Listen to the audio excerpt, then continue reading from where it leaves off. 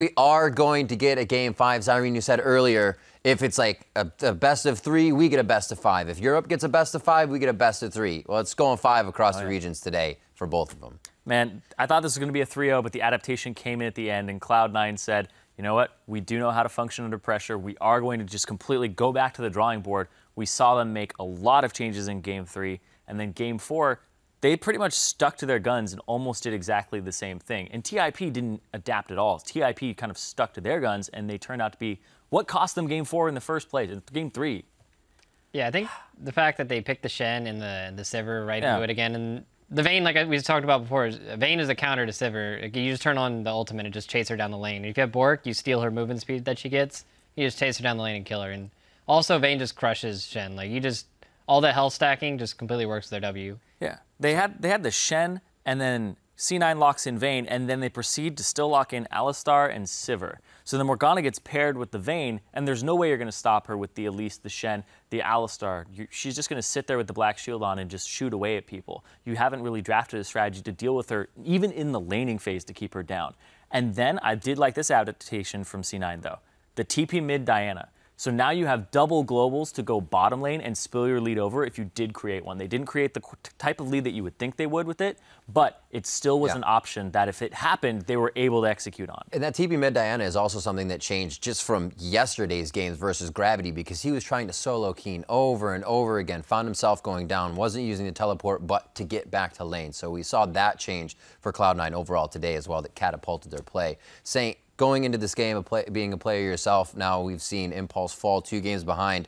What's going through their mind? Or do you second guess your strategies now and try to just go back to comfort? What's happening there? Well, you either identify what's making your strategy not work in the first place, and I would say that's probably the Vayne. Like, I definitely think that Tip needs to ban Vayne if they want to keep running the Shen and the Sivir. Or you do what C9 did in the third game, where you just completely change up your strategy and, go away from the Ashe, go away from all the things that you're playing, and move towards something else that you've been practicing. So I think if they can ban the Vayne or just change up their strategy overall, they'll be good to go. Yeah, good news is they get to be blue side, so they can ban Braum, Vayne, and Kalista and drop the Azir ban, because then they'd first pick it themselves and get Gate on that champion. Yeah, I think that'd be a great first pick.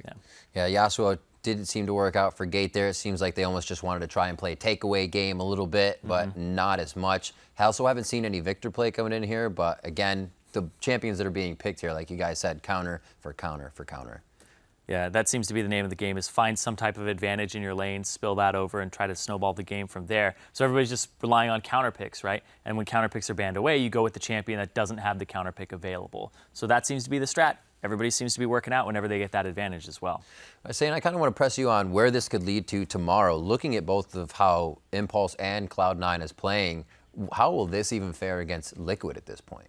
I think if Tip ends up going through, it'll look exactly like the last time they played each other. I mean, Tip is very predictable in how they're going to play and what champions they're going to pick, and I feel like TL has the coaching staff there that's going to be like, hey man, just pick this to go against this, and then you're going to also like stall out the lanes in this way and play the map in this way. And that kind of, I feel like Dom also matches up really well against Rush. The way he plays is really good at countering Rush's aggression, so it lets Team Liquid get to the late game every single time. And like you saw the last game where they threw at the Baron, they kind of falter in their late game decision making. So.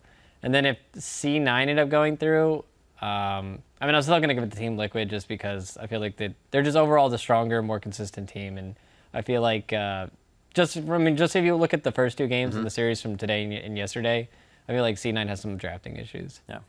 Pretty same thoughts on that? Yeah, I think TL just has more options and more things in their basket, so they can actually change it up in a best of 5, which is a huge tool. But C9, now they've played almost 10 games now, and they will be playing 10 games in a moment. So they've shown a lot of what they have. Do they have even deeper things? And can they just... that's the thing too, right? This is a different kind of concept, is when you have so many things, you have to figure out what is right for the situation. Because they're trying a lot of things in the first 2 games that are not appropriate for the situations. They're almost overthinking themselves in drafts. And then it was the Vayne that's right. And they get 1 day to think that over if they win this game. Yeah. Well, it's going to be a very short amount of time. Cloud9 has seemed to do it a little bit already. Between yesterday and today, they found themselves back in what could be another sweep as they're about to force Game 5 against Impulse. Don't go anywhere, because you are not going to want to miss the end of this series. That's coming up in just a few minutes, but right now, it's time for some Silver Scrapes.